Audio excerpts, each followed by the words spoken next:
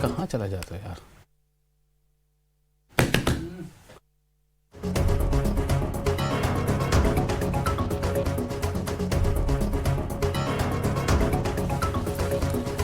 Army chief general Manoj Pande आज करेंगे जम्मू का दौरा। राजौरी और पुंछ इलाके में जारी इंसदाद दहशतगर्दी ऑपरेशंस का लेंगे जायजा।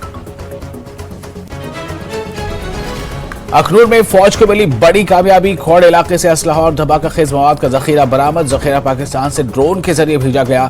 इस बार सरहद के करीबी इलाके से किया बड़े पैमाने पर गोला बारूद बरामद।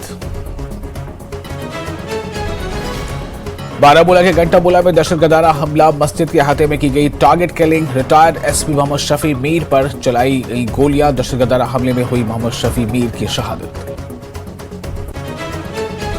रिटायर्ड एसपी के कत्ल पर सियासी रद्द-ए-अमल का सिलसिला शुरू। बीजेपी, कांग्रेस, एनसी, डीपीएपी ने की मजम्मत। कहा सरकार को आम लोगों की हिफाजत के लिए उठाने चाहिए इकदाम।